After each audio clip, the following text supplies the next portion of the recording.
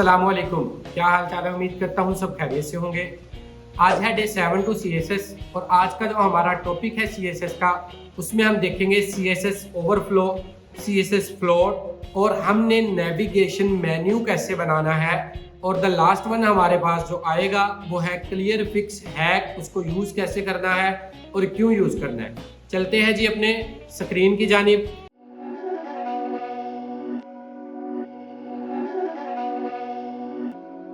यहाँ पे new folder create करेंगे। सबसे पहले आके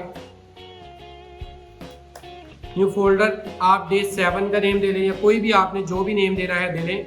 यहाँ पे इसको ओपन विद कोड करूंगा मैं। ओपन विद कोड करने के बाद एज यूजुअल फाइल्स क्रिएट करूंगा, index.html और साथ ही index.css। साथ ही दूसरी फाइल क्रिएट कर लेता हूँ index.css। अब यहाँ पे मैं क्या करूंगा, अब दोनों को लिंक करूंगा। HTML में आके इधर अपना लिंक CSS और साथ अपनी बॉडी के अंदर आ जाऊंगा। पहली जो हमारी एग्जांपल यूज होगी वो फ्लोट के लिए होगी। फ्लोट को देखते हैं, फ्लोट है क्या। यहाँ पे पैराग्राफ एक लेता हूँ, पैराग्राफ को मैं कोई पैराग्राफ लिख लेता हूँ, लॉरम लिखा। अब यहाँ पे मैं क्या करूंगा, CSS के अंदर जाके यहाँ पे मैं अपने लॉरम की सेटिंग करूंगा जो कि पैराग्राफ है। इसको मैं विड्थ दूंगा, विड्थ इसको मैं 100 पिक्सल दे लेता हूँ। इसकी हाइट सेट करता हूँ मैं, साथ ही इसकी हाइट 100 पिक्सल सेट की। और अब मैं क्या करूंगा, अब यहाँ पे इसको बॉर्डर्स भी दूंगा। यहाँ पे इसको बॉर्डर दिया 1 पिक्सल सॉलिड, कोई भी कलर आप इसको दें। 1 पिक्सल सॉलिड ब्लैक किया। index.html के अंदर आके मैं क्या करूंगा, अपना गो लाइव चलाऊंगा, सर्वर चलाऊंगा ताकि देख सकूं मेरे पैराग्राफ पे हाइट विड्थ सेट हो गई। यस, हमारा जो पैराग्राफ है ये देखिए यहाँ पे ओवरफ्लो कर रहा है, ओरिजिनल विड्थ हाइट में से बाहर को जा रहा है। तो आज हमने पहले ओवरफ्लो को देखना है, ओवरफ्लो है क्या, किस तरह इसको हम ओवरकम करेंगे। ओवरफ्लो को ओवरकम करने के लिए यहाँ पे आएंगे पैराग्राफ के अंदर ही।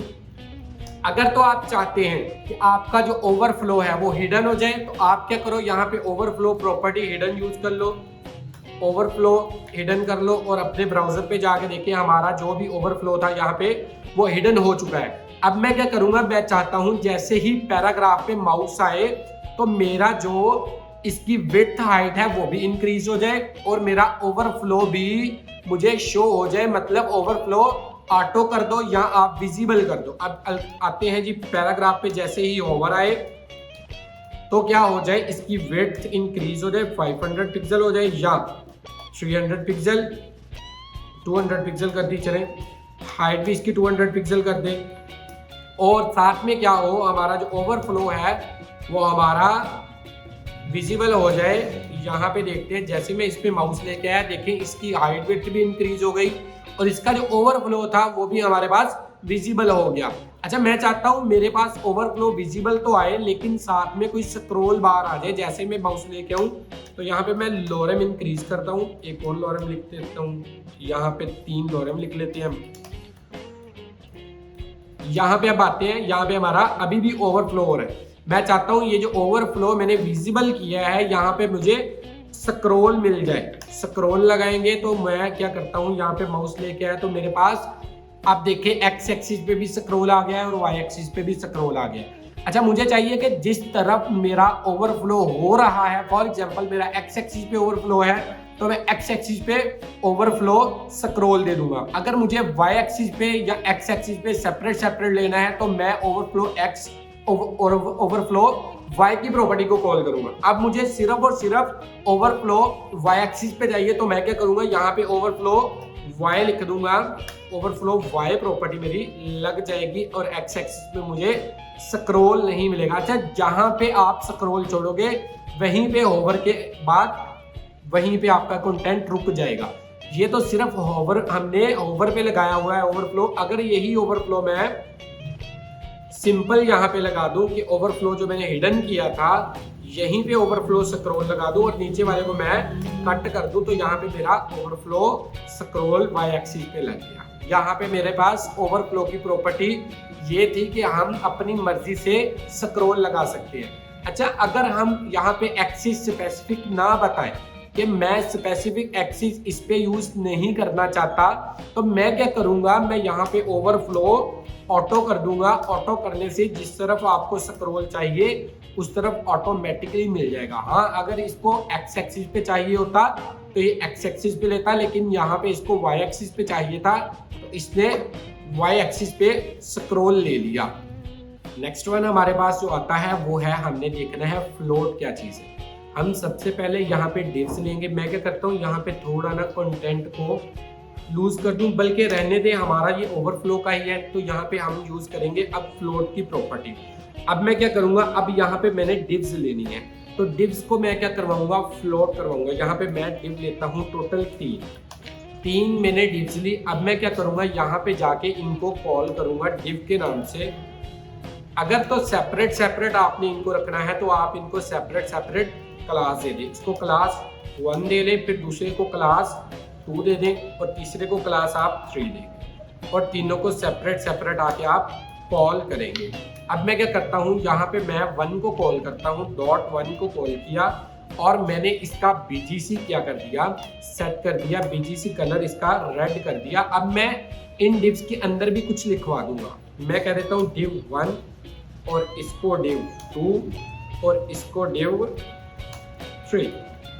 अब यहाँ पे मैं क्या करूँगा, मैं 1 को BGC ये दिया और इसको थोड़ी सी अंदर से पैडिंग दे दूंगा 12 पिक्सल की हर तरफ से। तो यहाँ पे हम देखते हैं हमारा जो डिव है वो इस तरह से शो हो रहा है हमारे पास। अब मैं क्या करूँगा, अब मैं यहाँ पे 2 को कॉल करूँगा, 2 का BGC सेट करूँगा और 2 का BGC मैं फॉर एग्जाम्पल ब्लू कर देता हूँ या ब्लैक कर दिया, और इसका टेक्स्ट कलर भी मैं फिर चेंज करूँगा, वाइट कर दूँगा। अब मेरे पास ये दूसरी डिव आ गई, इसको भी मैं अंदर से थोड़ी सी पैडिंग दे देता हूँ हर तरफ से। पैडिंग 12 पिक्सल ही इसको भी हर तरफ से दी। और अब देखते हैं यहाँ पे हुआ क्या है, यहाँ इसे भी पैडिंग मिल गई, ऊपर वाली को पैडिंग नहीं मिली, पैडिंग ऊपर वाली को भी अब मिल जाएगी। अब मैं क्या करूँगा, अब यही सेम प्रॉपर्टी तीसरी वाली पे भी लगानी है, तो डायरेक्ट मैं कॉपी पेस्ट कर लूँगा। अब मैं क्या करूँगा, 3 को कॉल किया और 3 पे भी यही चीज़ें अप्लाई होगी। 3 का कलर ब्लू कर देते हैं, BGC उसका ब्लू कर दिया मैंने। 3 का BGC यहाँ से पकड़ के ब्लू कर दिया। यहाँ पे मेरे पास 3 डिव्स आ रही। अब मैंने इनको फ्लोट प्रॉपर्टी यूज करवा के एक इनको एज अ मेन्यू नेविगेशन लेके चलना है, जो मैंने पढ़ाना था आपको आज। तो इसी में हम फ्लोट को भी डिस्कस कर लेंगे। अच्छा, पहले हमने देखा था कि हम डिव्स को कॉल करके उनका डिस्प्ले फ्लोट करते थे, तो हमारी इस तरतीब से हमारी डिव्स आ जाती थी।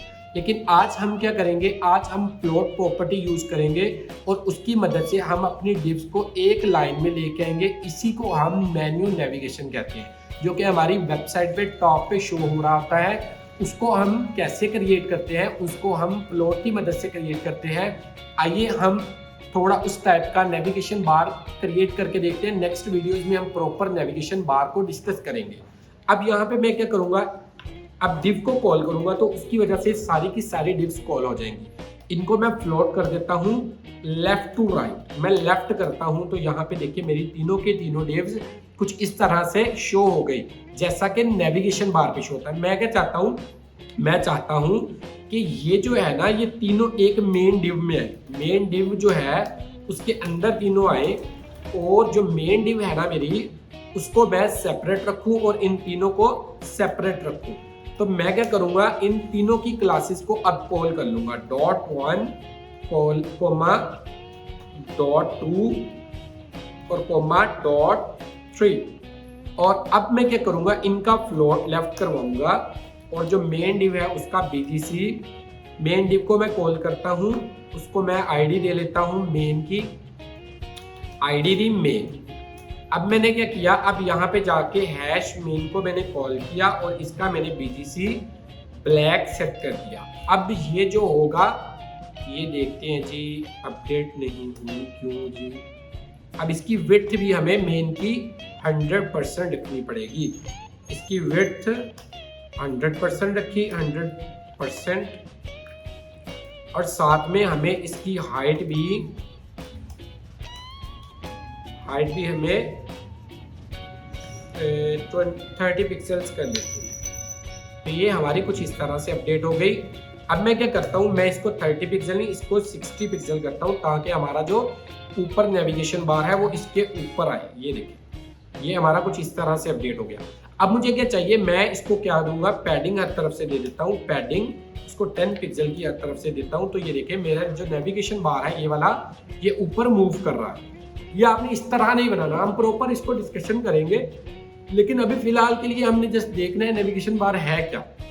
क्योंकि नेविगेशन जो बार हमने बनाना होता है वो बनाना होता है अनऑर्डर लिस्ट के अंदर। तो अनऑर्डर लिस्ट के अंदर बनाएंगे। अभी जस्ट मैं डिस्कस करवा रहा हूँ आपको फ्लोटिंग, डिव्स की फ्लोटिंग कैसे है। इसके बाद हम मुख्तलिफ इमेजेस को भी फ्लोट करवा सकते हैं। वो हम नेक्स्ट वन वीडियोस में जब इमेज गैलरी बनाएंगे तो हम प्रॉपर फ्लोट पॉइंट्स यूज करके उसको बनाएंगे। अब मैं क्या करता हूँ, अब मुझे इनके सेंटर में भी मार्जिन चाहिए। तो मैं क्या करूंगा, इनको अब मार्जिन हर तरफ से दूंगा। मार्जिन राइट, या मार्जिन आप इनको राइट दे दें। मार्जिन राइट इनको 5 पिक्सल दें। तो आपके ये डिव्स के दरमियान में अव्वल तो आप इन तीनों को क्या करें, इनको बॉर्डर दे दें। बॉर्डर दें आप इनको 2 पिक्सल सॉलिड वाइट कलर। और यहाँ पे ये देखिए मेरे पास कुछ इस तरह से अपडेट हो गई। मैं चाहता हूँ ये जो मेरी डिव 3 है ना, ये मेरी राइट साइड पे आ जाए। ये अकेली डिव राइट साइड पे आए तो आप डिव 3 को सेपरेट कॉल करेंगे फिर, और इसका फ्लोट आप राइट करवाएंगे। डॉट 3 को कॉल किया आपने,